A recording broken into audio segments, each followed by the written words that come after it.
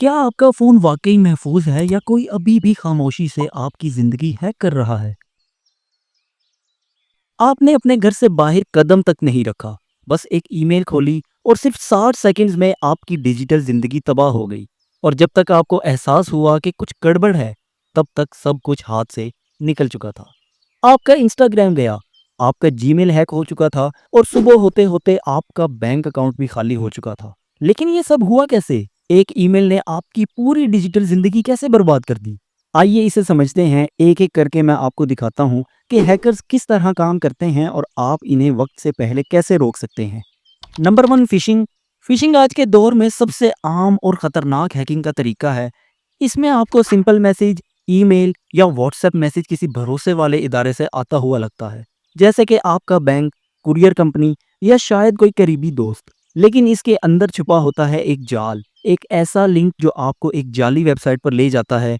आप जैसे ही अपना यूज़र नेम और पासवर्ड टाइप करते हैं, वो सीधा हैकर के पास चला जाता है, ना कि असल साइट पर। सबसे खतरनाक बात यह है कि ये मैसेजेस अब इतने असली लगते हैं कि इनमें लोगो, जुबान, हत्ता कि आपका नाम भी इस्तेमाल होता है। बस एक गलत क्लिक और हैकर्स के हाथ आपकी डिजिटल जिंदगी की चाबी आ जाती है। Number 2, public wifi. आप किसी कैफे में बैठे हैं, कॉफ़ी पी रहे हैं और मुफ्त वाईफाई से कनेक्ट कर लेते हैं, लेकिन वो नेटवर्क दरअसल उस कैफे का नहीं होता है।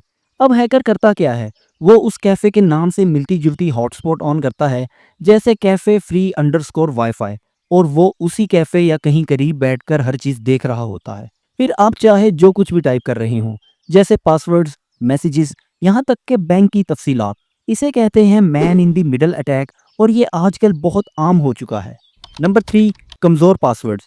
ज़रा सोचें कि अगर आप अपने घर का दरवाज़ा ऐसा ताला लगाकर बंद करें जिसकी चाबी हर किसी के पास हो, तो आपके घर का क्या हाल होगा? बिल्कुल यही हाल होता है कमज़ोर पासवर्ड का।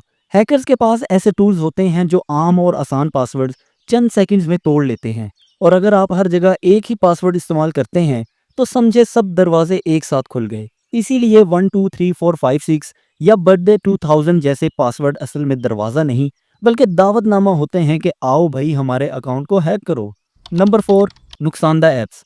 हर हैकिंग एक कोड से शुरू नहीं होती, कभी कभी एक बेज़रर नज़र आने वाली ऐप से शुरू होती है। वो ऐप आपसे ऐसी परमिशंस मांगती है जिनका इसके मकसद से कोई ताल्लुक नहीं, जैसे एक फ़ोटो एडिटर ऐप आपसे कॉन्टैक्ट्स, माइक्रोफोन या लोकेशन की इजाज़त मांगे। क्यों भाई, एक फ़ोटो एडिटर ऐप का आपके कॉन्टैक्ट्स या माइक्रोफोन से क्या लेना देना? जाहिर है वो फ़ोटो एडिटर नहीं बल्कि एक जासूस ऐप है। ऐसी ऐप्स आपके कॉन्टैक्ट्स चुरा लेती हैं, माइक से सुनती हैं, जीपीएस से ट्रैक करती हैं और फिर यह डेटा ऐसे सर्वर्स पर भेज देती हैं जिनका आपने कभी नाम भी नहीं सुना।